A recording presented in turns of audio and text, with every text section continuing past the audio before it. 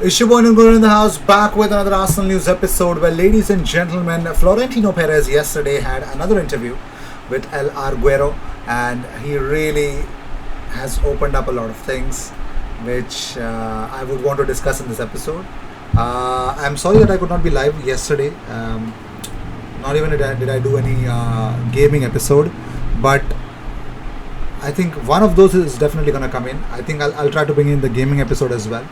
So yeah, lots of new things happening in life. So yeah, let's just jump into the news that we got here for you guys about the Super League. Is that Florentino Perez, in his interview with El Arguero, says that in basketball we play the Euro League alongside the domestic league. Bayern do the same. It's normal. Is football different or what? In basketball they don't protest. The Euro League saved us in basketball. We did not do anything wrong in order to not be allowed to play the UCL semi-finals. We will work with everyone on the Super League. This is what Real Madrid does. We are always open to everything that will improve football. It's impossible to satisfy all clubs. Florentino Perez on UEFA president saying Chelsea and Real Madrid are not playing. Why? I always liked Piqué as a player. What is said about Cristiano and Messi can be said about him and Ramos. I always say football is for the fans. They are the ones who give us rights to broadcast on TV. They're the ones who raise a club and can be the reason for firing anyone. Atletico Madrid's board were in a meeting and are in low spirits after all the nonsense that was said. What we are trying to do is to lift everyone's spirits. Also, Florentino Perez has now confirmed Luka Modric's renewal as reported by Fabrizio Romano 3 months ago. So Luka Modric's contract extension is imminent. Last details have been sorted out with Real Madrid, and soon it will be time to sign the contract. So also Florentino Perez says the rumors of Ronaldo coming back to Madrid are just rumors from his entourage, nothing else. Wow.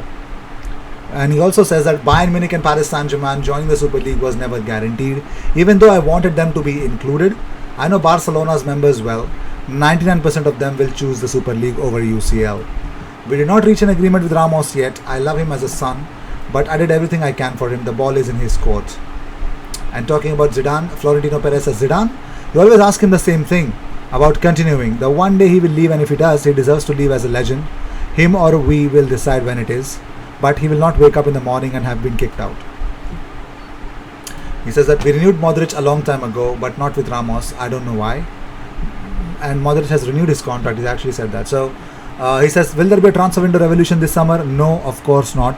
Bernabeu will open for fans surely, but I don't think it will be this season. Klopp angry about Valdebebas. Valdebebas and Kiev had the same result, 3-1. Varane, if players don't want to stay at Madrid, they can leave. We have Rodrigo, Asensio. We have many young players who are very good. Signing young players will have its results. We have a great defense, a great midfield, but yes, we have to do something in the front line. I can't imagine Real Madrid without Zidane next season. Our attack is full of children, so we have to do something this summer. And talking about the changes, he said that changed the Real Madrid squad. We have the best players in the world. The player that took the people that took the 40 Chelsea fans to Stamford Bridge are the same people who put the anti-ESL shirts on Cadiz tonight. We all have to be kind people, talk calmly. This has not been done by the UEFA president.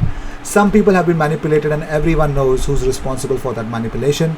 No one has yet paid a fine for leaving the Super League, but they did not leave yet. If they do, of course, they will pay a fine. I want an educated UEFA president who does not insult and who does not speak as he did the other day. We are in a democratic Europe. He should set an example. Oh my God. Wow. And he also said that, do you think Real Madrid's partners are idiots? If we told them they would play against the greats every Tuesday and Wednesday, would they not prefer that? Wow. And also he said that the only thing that will change is the Champions League. The domestic leagues are untouchable. Unbelievable.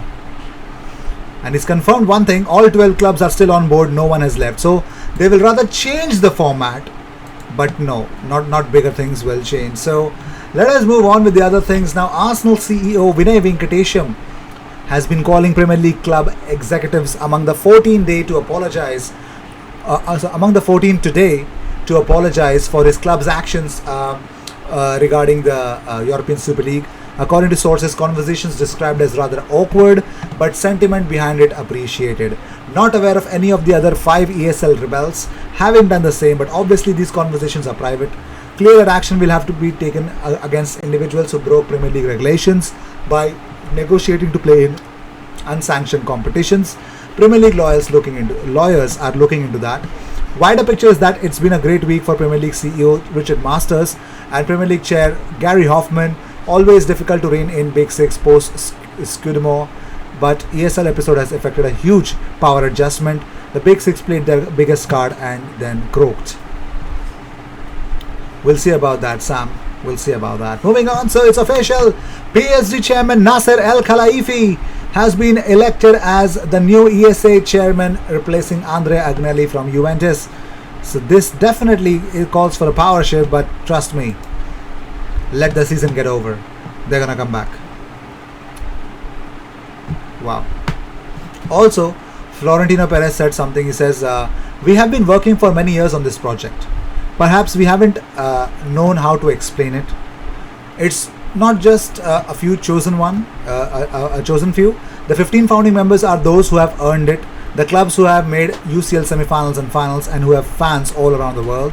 We are open for other ideas, but if a club from a smaller league, say Turkey, wants to enter, the problem is that the money comes from big games. When there is competition, the games without competition don't make money. Unreal stuff. Super unreal stuff. So, Arsenal owner Stan Kroenke is actually silent, but he has seen his golden ticket to increase Arsenal's revenue expire with fumbled European Super League project. So, here's a report from Ian Herbert for the Daily Mail. So, Shameless says the Arsenal Supporters Trust called him in response. Well, let's see. So, according to this report, so he says that Kroenke views the club as a commercial commodity, just like NBA's Denver Nuggets, NHL's Colorado Avalanche, and NFL's LA Rams, which are also his. Those 3 US franchises are protected from the jeopardy of relegation because of the closed system nature of their leagues. Commercially and philosophically, Kroenke has never bought into the idea of relegation. Buried in Kroenke's backstory is a suggestion that sport matters to him. He was christened Stanley Kroenke after 2 St. Louis Cardinals baseball legends, Enos Slaughter and Stan Musial. Kroenke's granddaughter had loved the sport and introduced it to him, but now it's all about the money with him. His hugely contentious ownership of Rams has demonstrated that. So it's pretty much clear that, let's see. And he also says that Kroenke seldom speaks to reporters. The New York Times has described him as Silent Stanley. He seems to have next to no emotional commitment to Arsenal, a club he rarely visits. Until recently, he charged them a £3 million annual consultancy fee. Anyways, let's move on to the big news. Arsenal have made contact for Ricky D, ladies and gentlemen. Ricky Tiki Bobby Wobbin, sorry. So Arsenal want to sign Empoli midfielder Samuel Ricky. According to reports in Italy, Tutto Mercato claimed that Arsenal, along with Leicester City, are keen on the 19-year-old, who is described as one of the most interesting talents in Italian football. Furthermore, it is claimed that the 2 Premier League clubs have already made contact with Ricky's agent, Federico Pastorello. So Ricky will have just 12 months remaining on his deal at the end of the season and could be available for a cut price deal. Now, also, it's not just that it's not a one-way or a two-way street. It looks like Serie A outfit Napoli have also been linked with the Italy Under-19 International, with Empoli president Fabrizio Corsi addressing the links. He says, Samuel Ricky to Napoli, we talk too much about him, and if we talk too much about young people, it's not good. He actually spoke to Radio Marte via Sport Witness. He also says that we need to protect them. I was unable to protect him now. Just say a half word and the boys arrive in half an hour. So let's see how things will turn out to be. Samuel Ricky, I think, is a decent young lad. Will Arsenal actually go all out and buy him? We'll see if that's true or not. We will definitely see if that's true or not. So also, let us talk about the one, the only, the man, the myth, the legend, Saul Niguez, opening up about Thomas Partey. He says, as a player, he's incredible, and if he manages to keep his consistency, he can be one of the best in the world. Honestly, I've known him since we were 16 or 17, and always felt he was going to be a very important player. But what he has lacked is the consistency, because he's capable of doing everything. He scores from out of the box. He makes grounds, steals, distributes, runs the game himself. So here's the thing, we got the right man, isn't it? Well, moving on. So with this, we end this episode. I hope you enjoyed whatever came your way. Consider subscribing. I will see you in the next one.